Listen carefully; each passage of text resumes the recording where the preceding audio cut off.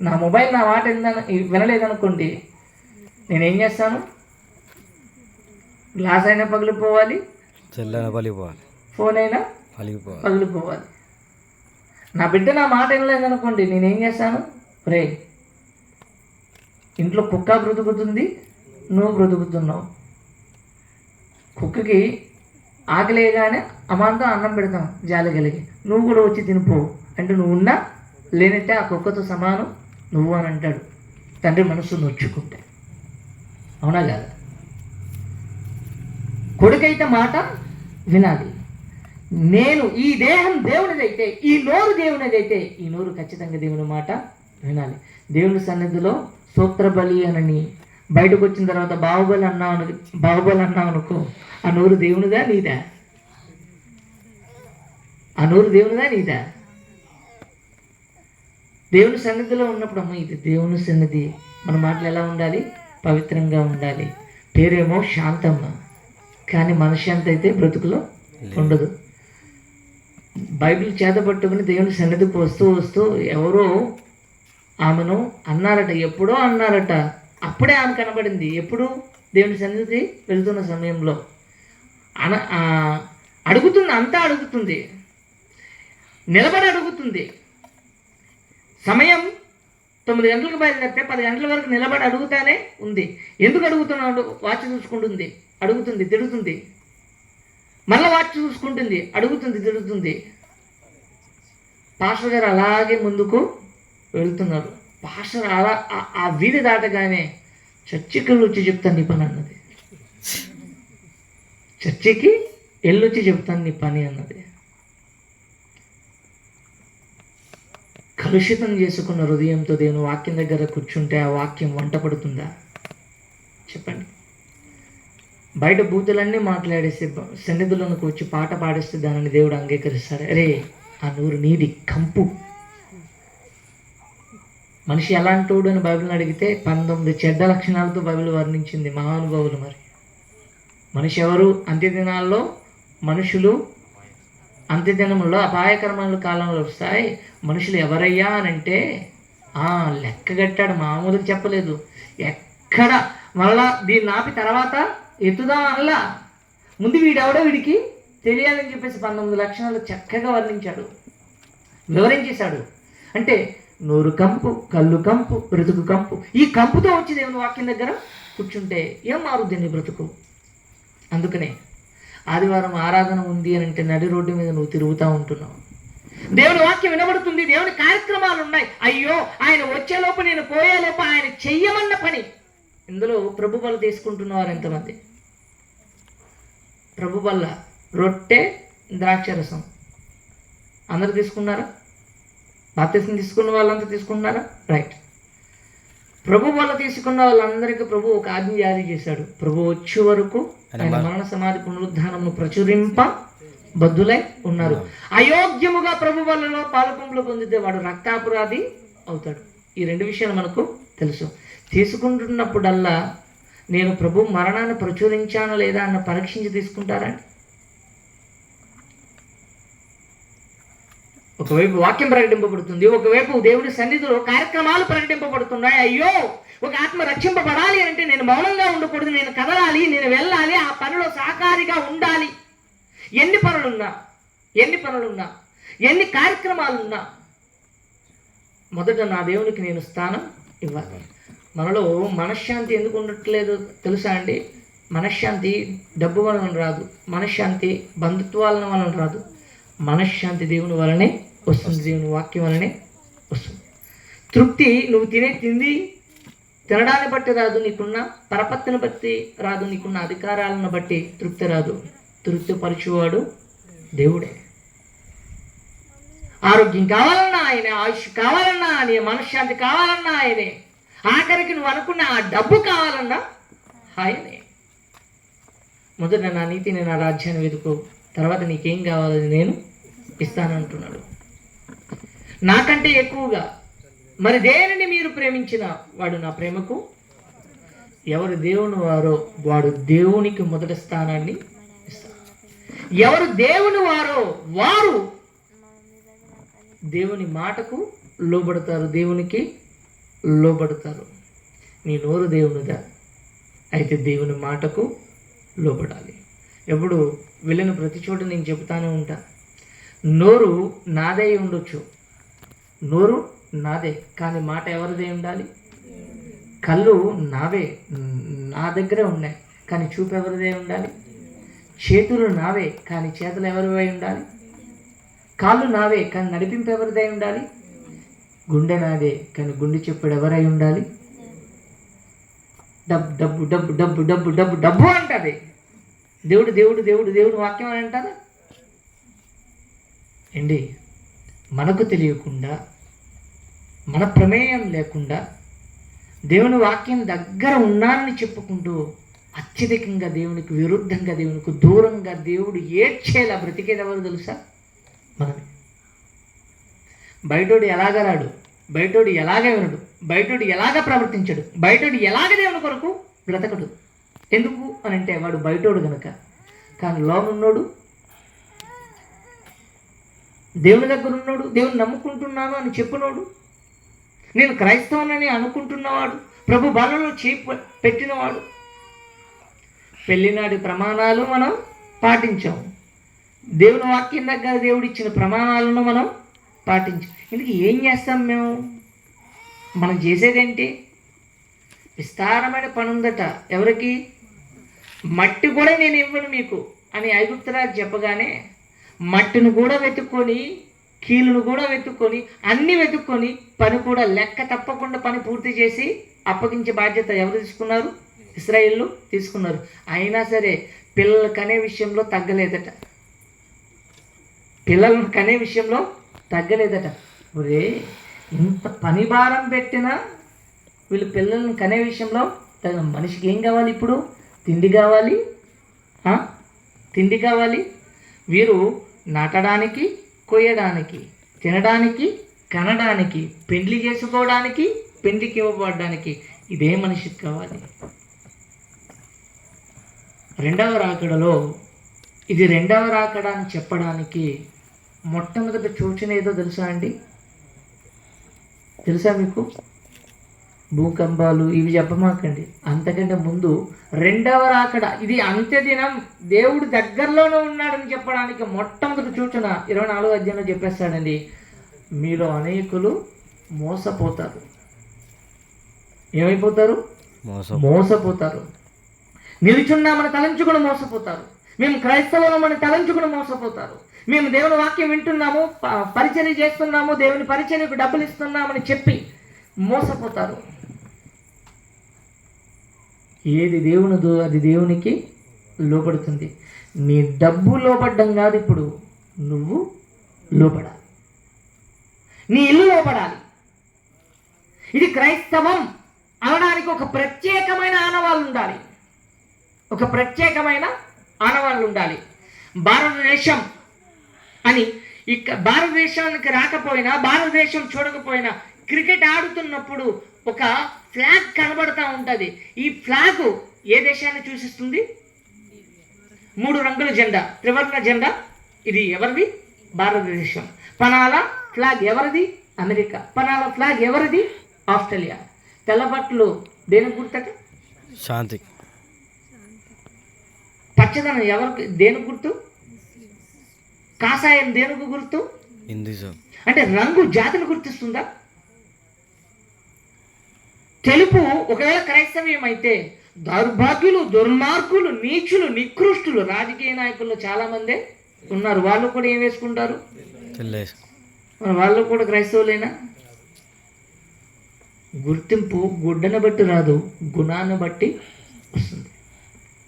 ఆ గుణం దేవునికి లోబడేదై ఉంటుంది. మరి నువ్వు క్రైస్తవుడు అని అయితే నీ దగ్గర ఉన్న ప్రత్యేకత ఏది? దేవుడికి నువ్విచ్చిన ప్రత్యేకత ఏది? ఒక సేవకుడినైనా పరిచర్య చేస్తూ అనేకులను నిలబెట్టే పనిలో నేనున్నా, నన్ను నేను సరిచేసుకునే విషయంలో ప్రతిరోజు మెలకువగానే ఉంటానండి. ప్రతిరోజు మెలకువగానే ఉంటాను. ఉదయం నుంచి సాయంత్రం వరకు పనులన్నీ చేస్తాను, చూస్తాను. రాత్రి పడక గది దగ్గరికి వెళ్ళేసరికి ఏమైనా తప్పులు చేశానా అని చెప్పేసి అన్నీ గుర్తు చేసుకుంటూ ఉంటాను. ఒక అరగంట పనాలు తప్పు జరిగింది అని అంటే మత్తయి సువార్త 6వ అధ్యాయంలో గుర్తు చేసుకుంటాను. ఏనాటి కీడు ఆనాడే చాలు అని ఆ రోజు క్షమాపణ చెప్పే నేను నిద్రపోతాను. రెండవ రోజు మరలా తప్పు జరగకుండా క్షమాపణ చెప్పాను, గుర్తుంటుంది. రెండో రోజు ఆ పొరపాటు జరగకుండా చూసుకుంటాను. మనము ఎప్పటికప్పుడు సరిచేసుకునే వారం, సరిదిద్దుకునే వారం, ఎందుకు జరిగింది ఇది అని ప్రశ్నించే వారం. ఆ ప్రశ్న మన దగ్గర మనం వేసుకుంటే, ఇదిగో నేను క్రైస్తవుని కదా, ఇది ప్రభు చెప్పింది ఎందుకు నా బ్రతుకులో జరగడం లేదు, ప్రభు అనుకున్నట్లుగా నా మాట ఎందుకు ఉండడం లేదు, ప్రభు అనుకున్నట్లుగా నా చూపులు ఎందుకు ఉండడం లేదు, ప్రభు అనుకున్నట్లుగా నా నడవడిక ఎందుకు ఉండడం లేదు, ప్రభు చెప్పింది నేను ఎందుకు చేయడం లేదు. ఆ దినము సమీపించుట మీరు చూచిన కొలది మరి ఎక్కువగా సమాజముగా కూడుకొని ఒకరినొకరు పురుకొలుపుకోండి, ఒకరినొకరు రేపుకోండి, ఒకరినొకరు హెచ్చరించుకోండి. ఆ దేవుడు ఇచ్చిన పనిని ముగించి ఆ దేవుడున్న రాజ్యానికి చేరుకోండి. ఇదిగో అపవాది మిమ్మల్ని చెరపడానికి గర్జించి సింహాలు తిరుగుతున్నాడు. మీరు ఎప్పుడు పోతారో మీకు తెలియదు. మీరు నేడుండి రేపు పొయ్యిలో వేయబడు, రేపు చచ్చిపోయే ఆయుష్ మీది. నేడు రేపు ప్రభు యొక్క రాకడ 3 అర్జెంటుగా జరిగిపోతున్నాయి. అపవాది ఎప్పుడు చెడగొడతారో తెలియదు కనుక జాగ్రత్తగా ఉండాలి. మన ప్రాణం ఎప్పుడు పోతుందో తెలియదు కనుక మనము దేవుడు అప్పగించిన పనిని పూర్తిగా చేశాలి. ప్రభువు రాకడ ఎప్పుడు జరుగుతుందో తెలియదు కనుక ఆయన వచ్చేలోపు ఆయన అప్పగించిన పనిని చేసేసి సిద్ధంగా ఉండాలి. ఈ మూడింట్లో మీరు అలర్ట్ కలిగి లేకపోతే మీరు క్రైస్తవులే కాదు.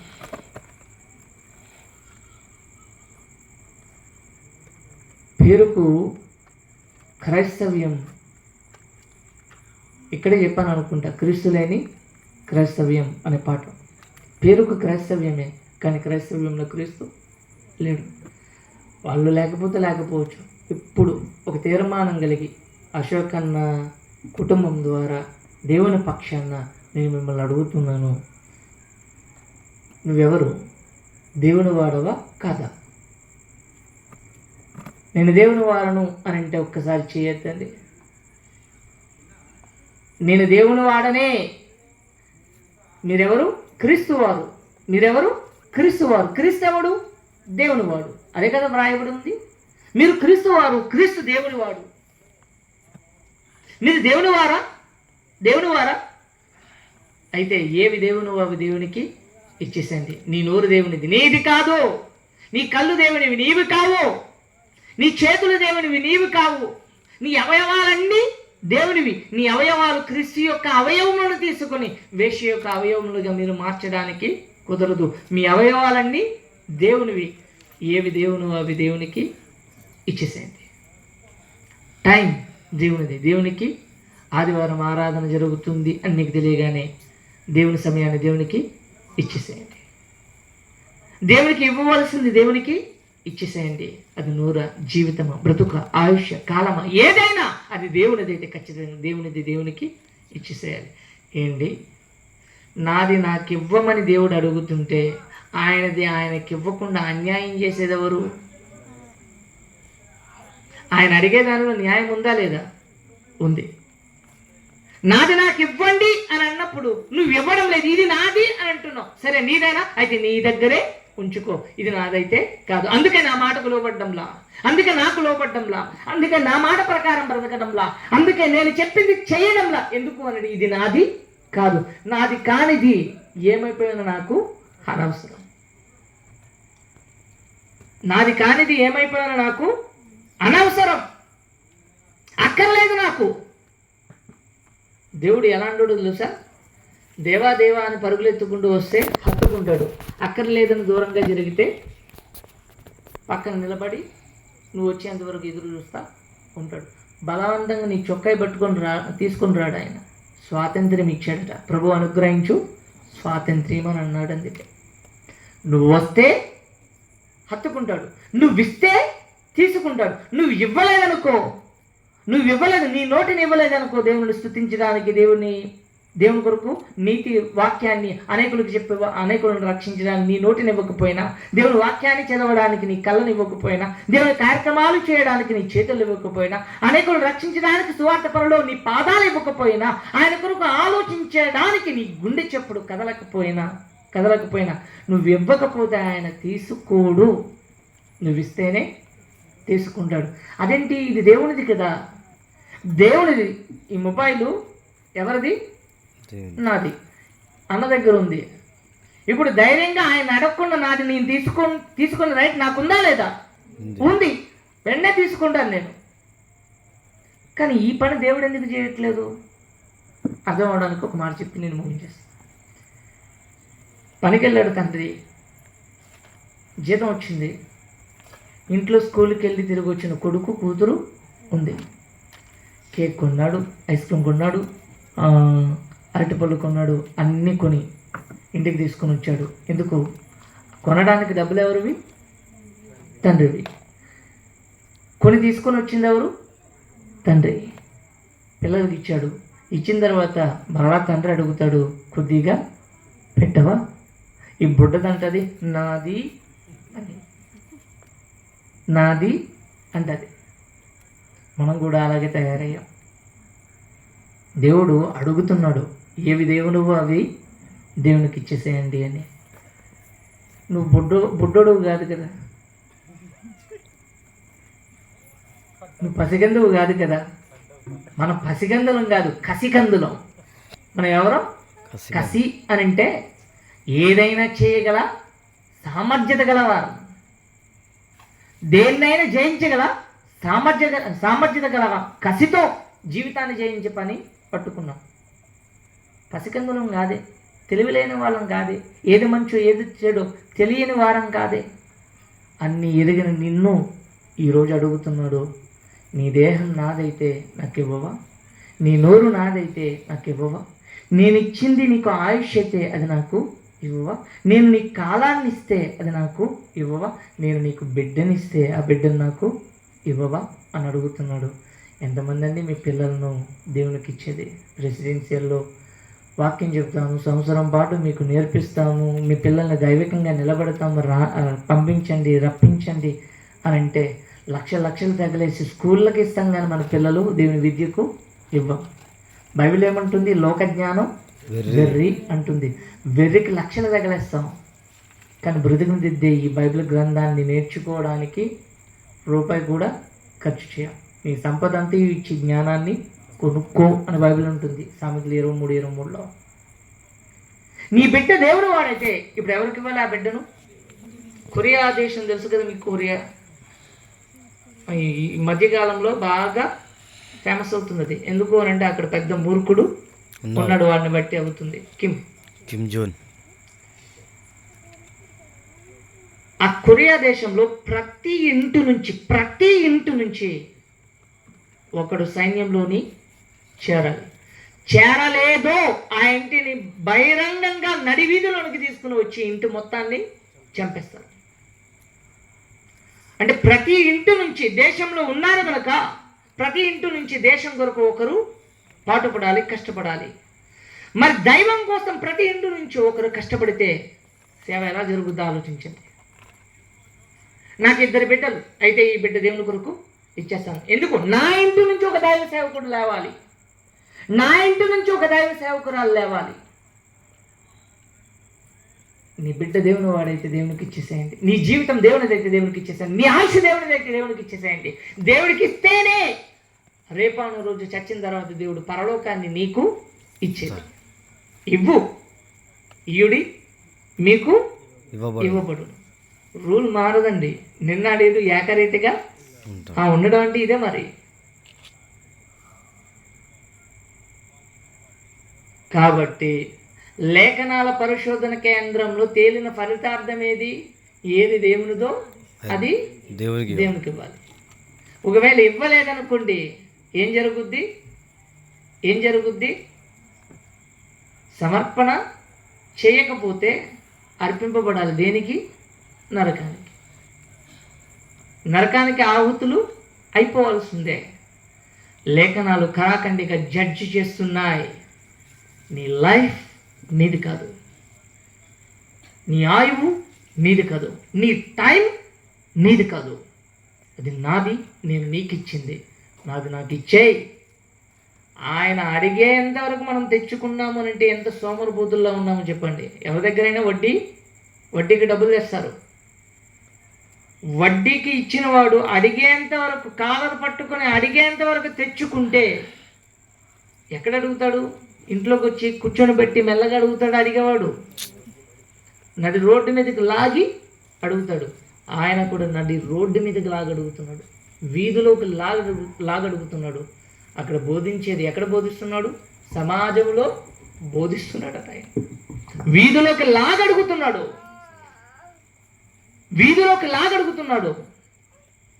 లోకాన్ని ఇచ్చేసాయండి, నాది నాకు ఇచ్చేయండి. నువ్వు ఇప్పుడు ఒప్పుకున్నావు, దేహం దేవునిది, జీవితం దేవునిది, టైం దేవునిది, నా పిల్లలు నా దేవుని వారు, ఇది నీకు తెలిస్తే ఇప్పటి నుంచైనా దేవునిది ఏదో దేవునికి ఇచ్చేసేయండి. ఎంతమంది ఇస్తారు? ఒప్పుకోలేదనుకోండి ఇక్కడే ఓ ప్రార్థన చేసి వెళ్ళిపోతాను. ఏంటి తండ్రి, వీరేం చేస్తున్నారు, వీరికి తెలియదు కనుక వీరిని శిక్షించు అని.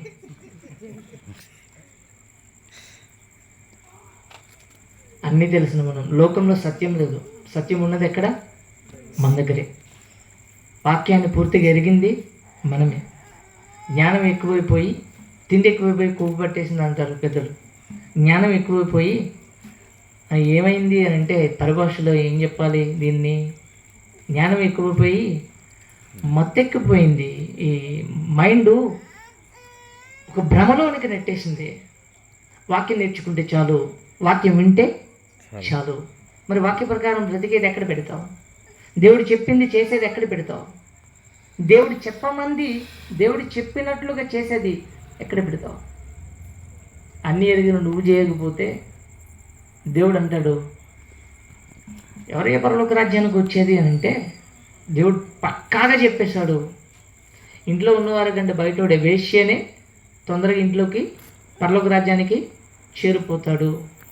రాజ్య సంబంధుల కంటే లోక సంబంధులే పరలోక రాజ్యానికి వచ్చే పనిలో ఉన్నారట తొందరగా. కనుక అన్ని ఎరిగిన మనము ఇప్పుడు ఒప్పుకున్న ఒప్పుకోలుకి, ఇప్పుడు తీసుకున్న తీర్మానానికి దేవునిది దేవునికి ఇచ్చేసే పనులు ఇక మీదట ఉందాం. అది సమయమా, జీవితమా, ఆరోగ్యమా, ఆయుష్య, లేదా నీ గర్భాన పుట్టిన నీ పిల్లల, ఏవి దేవునివో అవి దేవునికి ఇవ్వండి. ఇది దేవుని కాదు అని అంటే నీ దగ్గరే పెట్టుకోండి. ఈ పాఠం అర్థమైంది. ముందు పాఠం అర్థమైందా లేదా? ముందు ఈ పరిశోధన కేంద్రంలో దేవుని వాక్యం ఏం జడ్జి చేసింది? లోపం మీ మధ్య కనబడితే మీ అందరికీ వీపు వాయింపే. లోపం మీ కుటుంబంలో కనబడితే ఆ కుటుంబం మొత్తానికి వీపు వాయింపే. మీరు ఎదగలేకపోవడానికి, మీ ఇంట్లో సమాధానం లేకపోవడానికి లోపం మీ మధ్యనే ఉంది. నేను సహాయం చేయకపోవడానికి గల కారణం కూడా లోపం మీ మధ్య ఉంది. అయ్యో నేను ఏ తప్పు చేయలేదు అన్నట్టు, నువ్వు తప్పు చేయలేదు, నీ పక్కనోడు తప్పు చేశాడు. వాడు ఎవడో తెలుసా? నీ సహోదరుడు, నీ ఇంటి వాడే. ఆర్ఆర్కే మూర్తి ఒక మాట అన్నాడు, ప్రతి చిన్న తరహా కుటుంబం ఒక సంఘం అట, ప్రతి పెద్ద తరహా సంఘం ఒక పెద్దపాటి కుటుంబం అట. సంఘమే కుటుంబం, కుటుంబమే సంఘం. ఈ ఇంటిలో, ఈ కుటుంబంలో, ఈ సంఘంలో లోపం ఒక్కరు చేసిన కుటుంబానికి మొత్తానికి చెడ్డ పేరు వస్తుంది. ఆ లోపం దేవుడు ఆ కుటుంబంలో కనుగొంటే సహాయం చేయడు, సహకారం ఇవ్వడు, ఆ సంఘాన్ని చూడడు, ఆ సంఘం డెవలప్మెంటు కాదు. సో సంఘం ఇప్పుడు అభివృద్ధి చెందాలి అన్నా, సమాధానంగా ఉండాలి అన్నా, పరిచర్యలు మునుముందుకు వెళ్ళాలి అన్నా, మీరంతా కలిసికట్టుగా ఉండి మీలో ఉన్న లోపాన్ని తీసివేయండి. దేవుడు నన్ను ప్రేరేపిస్తున్నాడు, మీలో ఒక లోపం ఉందని.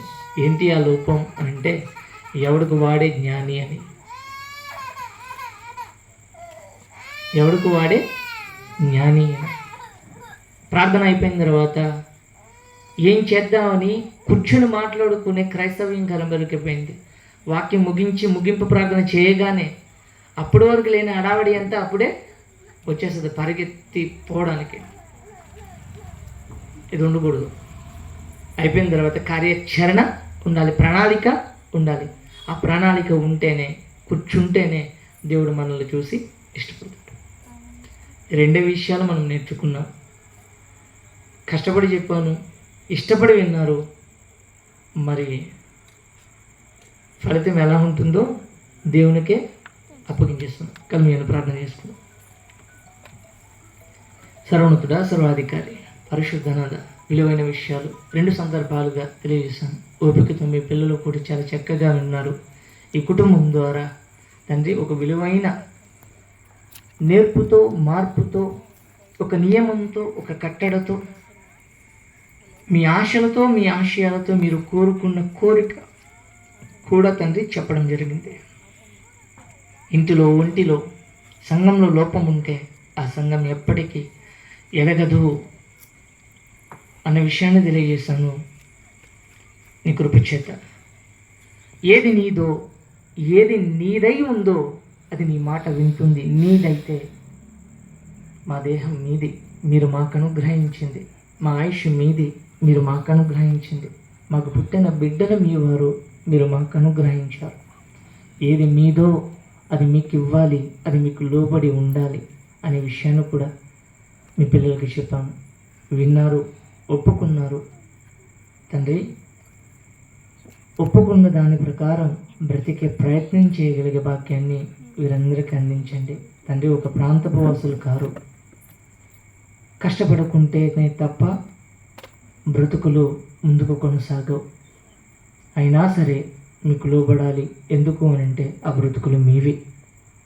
అపవాది ఎలాగైనా వీరిని పడగొట్టడానికి, మీకు కాకుండా చేయడానికి సంఘాన్ని గలిబిలి చేసి, కుటుంబాన్ని గలిబిలి చేసి, జీవితాన్ని, వ్యక్తిగత జీవితాన్ని మరింతగా గలిబిలి చేసి, అప్పుల సమస్యల్లో నెట్టివేసి, అనేక మాటల చేత నిందించి గందరగోళంలోనికి తండ్రి నెట్టేసే ప్రయత్నంలో వాడున్నాడు.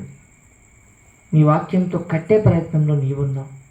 బ్రతుకును కట్టుకునే ప్రయత్నంలో మీ పిల్లలు ఉండగలిగే భాగ్యాన్ని అందించమని, మీ కృపాక్షేమం ఈ కుటుంబం పట్ల, మీ పిల్లలందరి పట్ల నిలిపి మీరే మహిమనుందాం. మీ చిత్తం ఉంటే, మీ కృప మాకు తోడై ఉంటే, మీకు ఇష్టం ఉంటే మరొక్కసారి ఇంకా ఎన్నో జ్ఞాన సంగతులు, జీవితాన్ని కట్టే సంగతులు, చరిత్రలతో ముడిపడిన సంగతులు మీ పిల్లలతో పంచుకోవడానికి సమయాన్ని అందించమని ప్రభువును రక్షకుడైన క్రీస్తు నామమున ప్రార్థన మనవులు సమర్పిస్తున్నాం. పరమ తండ్రి, తండ్రి అయిన దేవుని ప్రేమ, కుమారుడైన యేసుక్రీస్తు వారి కృప, పరిశుద్ధాత్మని యొక్క నిత్యాన్యోన్య సహవాసం సకల పరిశుద్ధులకు సదాకాలం తోడై ఉండి అన్న కుటుంబానికి కూడి వచ్చిన మనందరినీ తన సేవలో సదాకాలం నడిపించి, దీవించి, కృపలో భద్రపరచును గాక. ఆమేన్. అందరికీ వందనాలండి.